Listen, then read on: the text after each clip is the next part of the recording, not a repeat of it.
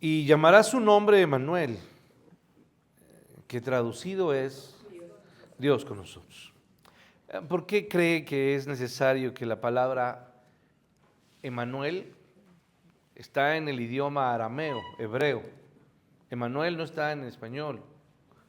Emmanuel es del hebreo. Tuvo que ser traducido. ¿Por qué?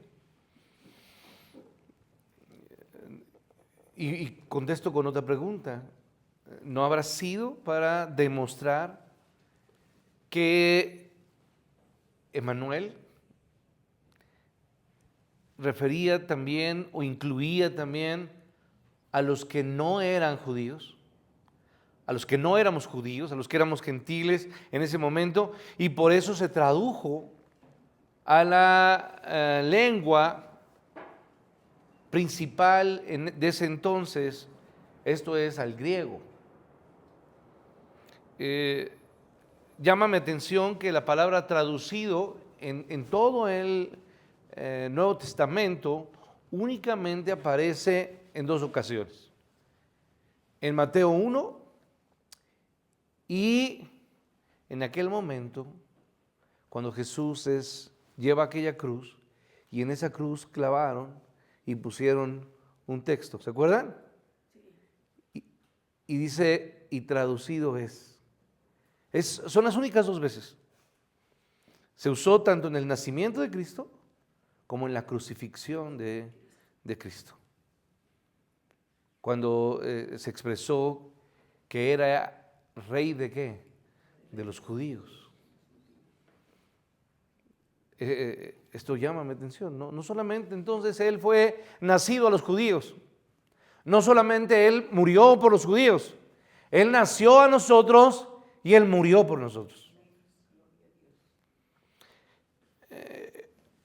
No he visitado yo muchos países, pero hay algo particular cuando usted viaja a un país, especialmente en los aeropuertos, pero cuando usted llega a estas ciudades, sobre todo muy turísticas, ¿qué es lo que sucede? Llama la atención que en los comercios, en cualquier lugar a usted donde llega, y repito, especialmente en los aeropuertos, los letreros de los comercios, ya sean de restaurantes o de lugares de venta, no están solamente en el idioma de ¿qué? Del país. Ocupan diferentes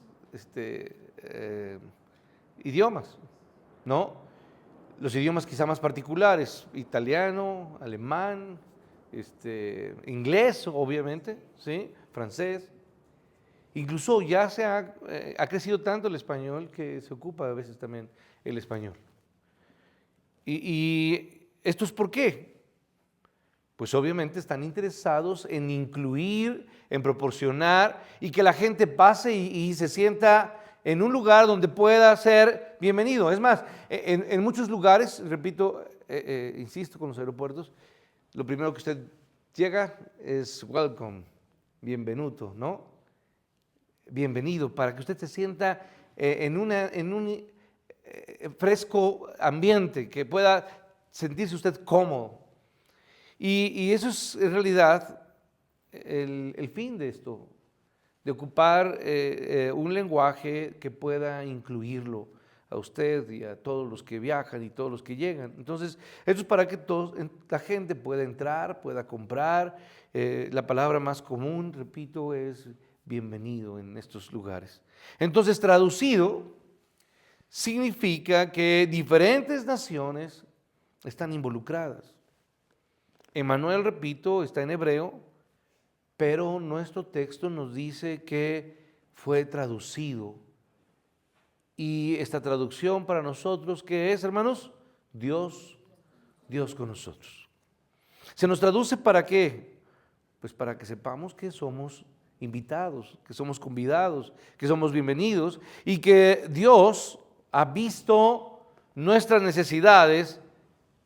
Y no es como aquella gente que ve la necesidad de una persona y pasa de largo, no. Dios ve la necesidad y Él se detiene como aquel hombre en aquella parábola. Él no lo rodeó, ¿sí? Dios no vio a la humanidad sumida en pecados y simplemente le dio la vuelta. Y simplemente trató y levantó un pie para no pisarlo y para no tocarlo y para no contaminarse. No, Él vio a la humanidad sumida y Él se detuvo como aquel hombre buen samaritano, ¿se acuerda? Él se detuvo allí y Él se agachó hasta limpiar sus ¿qué, hermanos? Sus heridas y vendarle y cargarle y llevarle a un lugar donde pudo ser reconfortado. ¿Eso es Dios o no? Así es Dios. Entonces, Él vio nuestra necesidad y proveyó para nuestras necesidades. Y esto me hace pensar en el Génesis, cuando vio a Adán y a Eva, ¿sí? Y vio que ellos habían ya caído y vio que se cubrieron con hojas, ¿se acuerdan? Y entonces Él vio la necesidad de ellos y entonces hizo lo propio, proveyó. Y les cubrió con ¿qué, hermanos? Con pieles, ¿no? Con pieles de animales. Ese fue el primer sacrificio por el ¿qué, hermanos? Por el pecado. Que apuntaba a una sola persona, que es ¿quién? Cristo. Entonces, proveyó para poder librarnos del pecado. Es importante que preservemos ambas formas de su nombre. Y hoy y en este tiempo, y vamos a caminar en estos domingos que tenemos de diciembre, vamos a caminar con reverencia. Siempre me llama o siempre les invito a que lo que es en Semana Santa y en Navidad, usted y yo nos acerquemos, como cuando si usted se acerca a un lugar donde está admirando algo impresionante. Y si usted se acerca, vamos a pensar que está usted frente a un zoológico y está usted viendo a un oso con una capacidad de belleza y de fuerza impresionante. Usted se acerca con cierto sigilio, ¿sí? Y se acerca así. Yo lo invito a que caminemos en estos domingos acercándonos a su nombre. Emmanuel, que traducido es Dios con nosotros.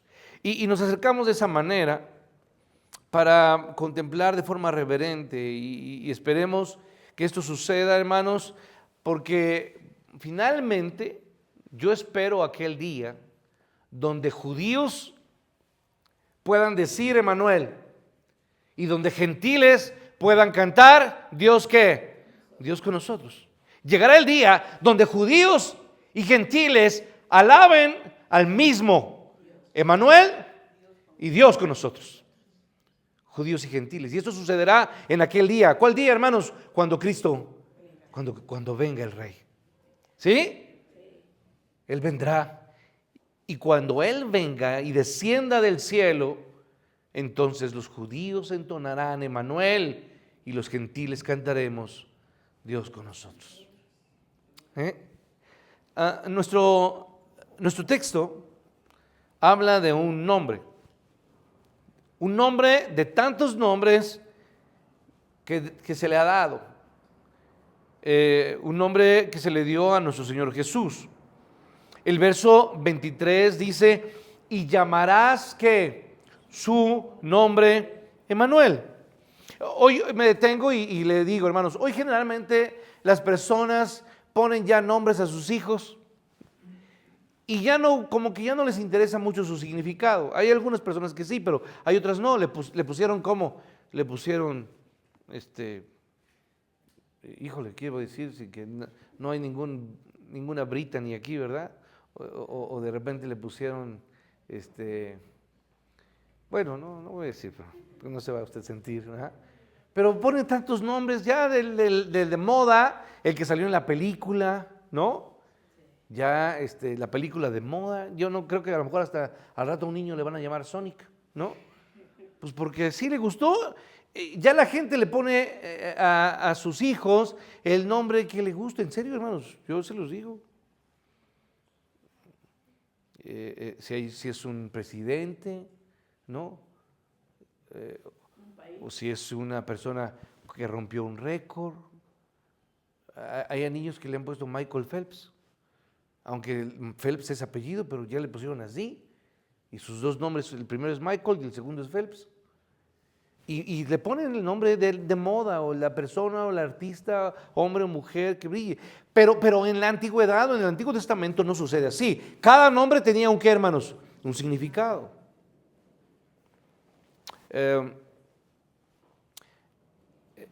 La Biblia es muy específica, y un nombre tenía o traía consigo una enseñanza. Y de la misma manera al Señor Jesús, cada nombre que le fue dado o atribuido traía una enseñanza a todos nosotros.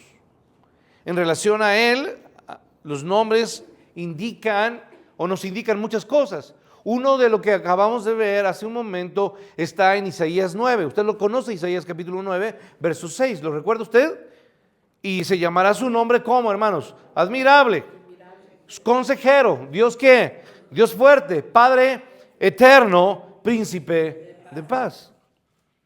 ¿Realmente Él es todas estas cosas? No, Él es admirable, Él es consejero hoy, a quien usted y yo nos acercamos a Él para pedirle consejo y guía.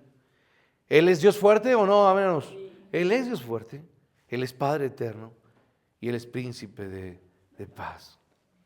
Su nombre fue Jesús, pero no fue su nombre simplemente sin ningún motivo. Jesús no fue ocupado, ese nombre no se le dio simplemente porque estaba de moda en ese momento. No. Con cualquier otro nombre, Jesús no sería tan dulce, pues ningún otro nombre podría describir adecuadamente su grandiosa obra de ¿qué, hermanos? De salvar. ¿Qué significa Jesús? ¿Dios qué? Dios salva, Jehová salva, Yeshua, ¿no? Eso significa Jesús. Entonces, el significado de su nombre llevaba implícito, llevaba el sello, y no solamente el sello, la garantía de que Él había sido llamado así, porque Él salvaría a su pueblo. ¿De qué, hermanos? De sus pecados. Él fue llamado así. Entonces, cuando se dice de Él que es llamado esto o lo otro, significa que realmente Él lo es. Él es el alfa y Él es la omega. Entonces, en ninguna otra parte del Nuevo Testamento, yo quiero aquí resaltar y que usted recuerde o ponga atención a lo que le estoy diciendo. Dígame en otro lugar de la Biblia donde a Jesús se le llama Emmanuel. A ver, búsquele. No se ocupa la palabra Emmanuel. ¿Sí?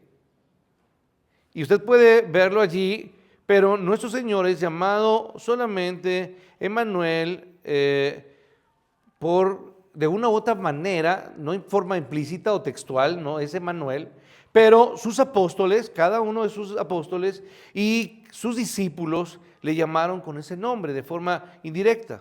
Sin embargo, de una u otra manera lo hicieron así. ¿Por qué? Si usted va a 1 Timoteo, mire, vaya por favor a la carta de Timoteo 3:16. ¿Qué dice allí la Escritura? Dice el texto, Dios fue manifestado ¿en qué, hermanos? En carne. Y en Juan 1:4, quizá no le da tiempo, pero quiero que lo vea. Timoteo no fue uno de los apóstoles, pero fue uno de los siervos de Dios, uno de los pastores de las primeras iglesias, junto con Pablo. Y Juan fue uno de aquellos, el discípulo amado de Jesús. Y en Juan 1:14 se nos dice, y aquel verbo fue ¿qué? ¿Hecho qué, hermanos? Carne. ¿Y habitó en qué? Entre nosotros. Y dice el texto que vimos su gloria, gloria como la del unigénito del Padre, lleno de gracia y de verdad.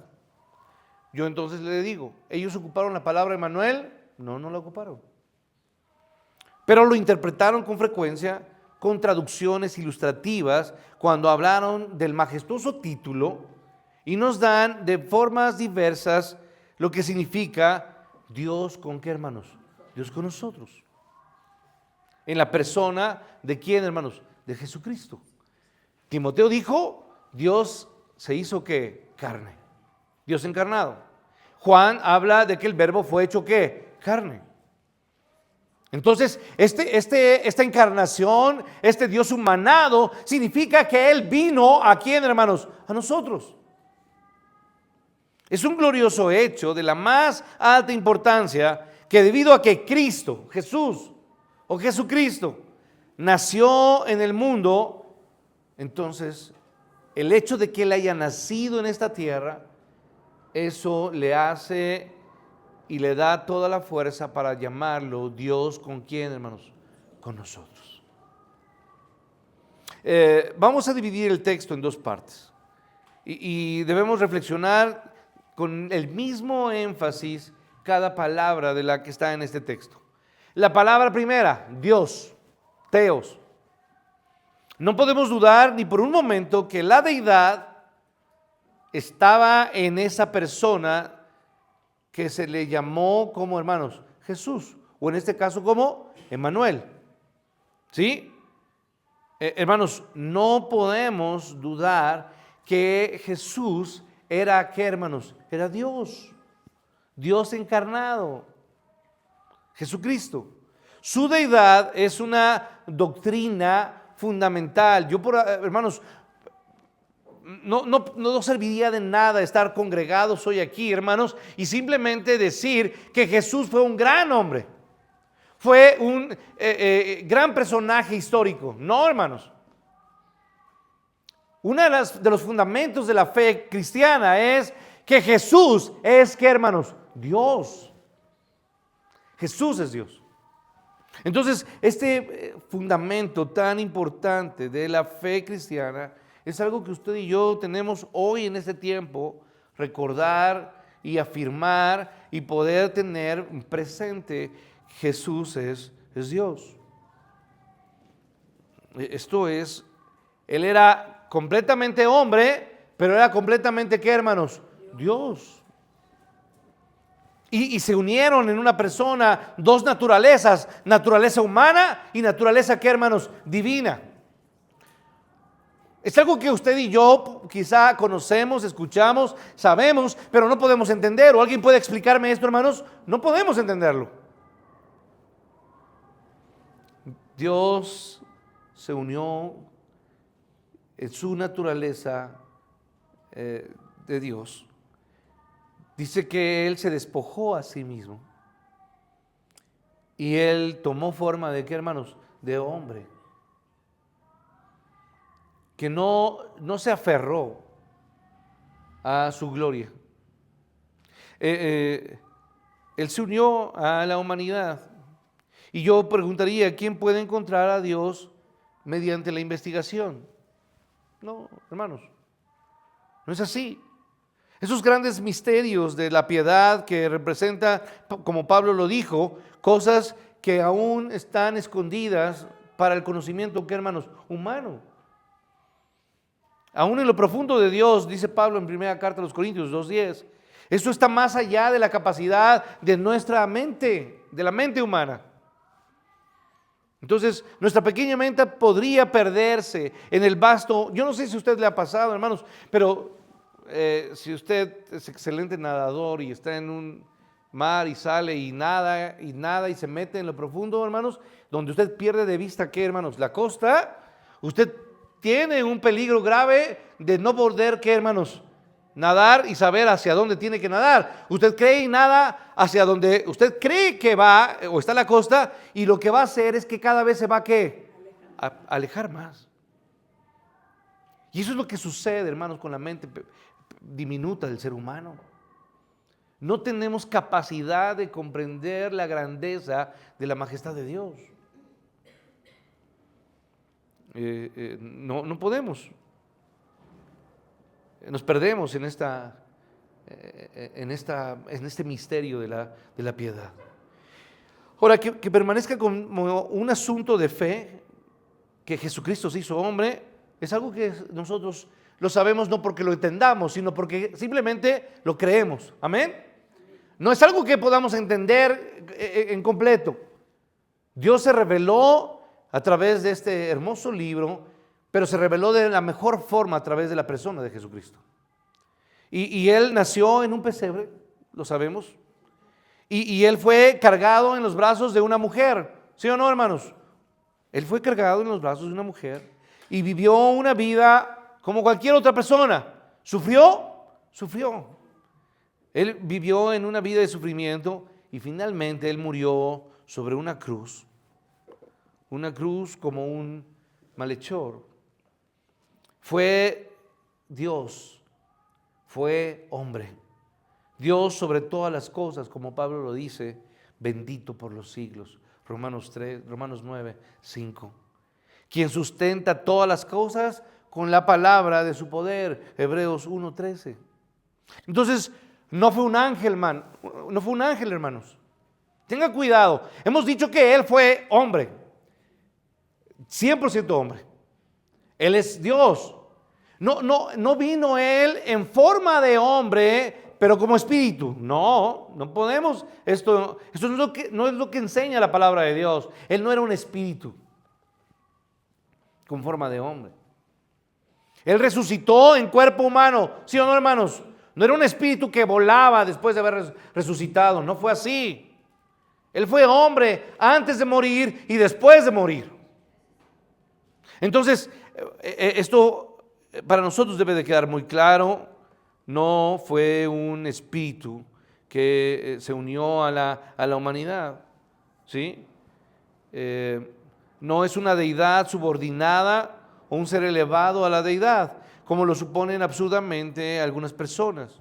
Él fue ciertamente Dios, como puede serlo Dios mismo, uno con el Padre y unido también al Espíritu Santo. Porque algo que Él repitió constantemente, dijo, yo soy uno ¿con quién? Con mi Padre. Y el Espíritu Santo hacía mella o huella de que todo lo que hacía, lo hacía en el poder ¿de quién? Del Espíritu. Entonces, si no fuera así, no solamente desaparecería la fortaleza de nuestra fe, sino que en lo relativo a este texto, la dulzura de este pasaje simplemente se evaporaría, se acabaría, no duraría. Sería una esencia de poca duración. La propia esencia y la gloria de la encarnación es que Él, Jesús, hermanos, es Dios. Es Dios que fue cubierto, sí, es escondido, ocultado bajo un velo. ¿Cuál velo, hermanos? ¿El velo de qué? De la humanidad. La humanidad, la naturaleza humana veló, encubrió la deidad de Dios. ¿Sí? Fue así que entonces fue encubierto con ese velo de carne humana. Si hubiese sido cualquier otro que viniera así a nosotros en carne humana, no sería nada notable, ni ciertamente nada que pudiera consolarnos a nosotros. Entonces, no fue un ángel que se convirtió en un hombre, porque eso no hubiera traído ninguna consecuencia valiosa para mí. Imagínense que Dios hubiera enviado a un ángel simplemente a morir por nosotros. Esto no hubiera sido tan efectivo, ni tan glorioso, ni tan lleno de majestad, ni digno de gloria, de toda gloria, que un ángel hubiera muerto por nosotros, hermanos. No fue así. Fue Dios mismo el que descendió a nosotros. Y eso fue lo que trae, o es lo que trae gozo y consuelo en este momento cuando usted y yo recordamos acerca de la naturaleza preciosa de Dios, pero de Dios hombre, hermanos. Dios encarnado. Entonces Dios con nosotros, y quiero terminar con esto, Dios con nosotros, todo lo que Dios significa. Le dije que desmenuzábamos el texto, la primera palabra era Dios, ¿sí o no? Dios. Dios significa deidad, significa el infinito Jehová, la seidad de Dios. ¿Lo recuerda usted? ¿Qué significa la seidad de Dios? La autoexistencia ¿de quién, hermanos? De Dios. Él no necesita de nadie para existir. Él existe por sí mismo. Eso lo hace ser Dios. No depende de nada ni de nadie. Él autoexiste. Por eso Él se llamó en el Antiguo Testamento el Yo Soy, mostrado a Moisés, mostrado a Abraham. Él, Dios, cubierto por un velo de humanidad, ocultando su gloria. Ese Dios, deidad completa, Jehová con nosotros, es lo que provocó. Y solamente fue lo que pudo provocar en aquella noche donde estaban aquellos pastores entristecidos, llorosos, quejosos, ¿sí o no? Que en aquella en la madrugada, estallara un coro de qué, hermanos, de ángeles, y que pudo cantar lo que ni Vivaldi o Bach pudieron haber descrito con obras como Gloria in excelsis Deo. Gloria a Dios, ¿en qué, hermanos? En las alturas. Gloria a Dios en las alturas. ¿Y en la tierra qué, hermanos?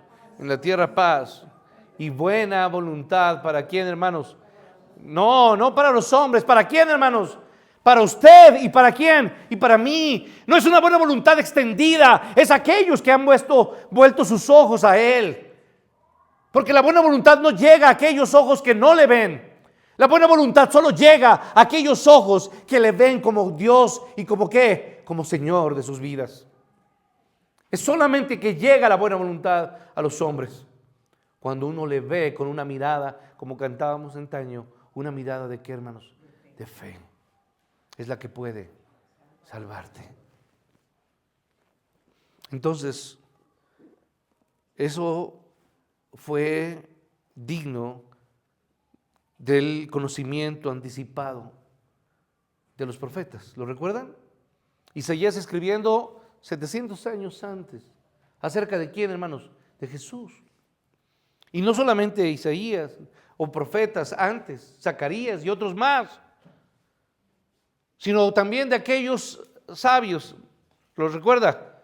Los que venían del grupo de los Magoi, hoy conocidos como que para muchos los magos. Sabios del oriente, profetas, magos, conocieron el hecho, hermanos, repito, el hecho que la deidad, Dios completo, toda la deidad haya encarnado, fue lo que hizo que esos ángeles explotaran en júbilo, mostrando el deseo de Dios para la humanidad. Pero no solamente fue eso, hermanos, no, el hecho de que la deidad se haya humanado produjo el nacimiento de una estrella. ¿Lo recuerda usted?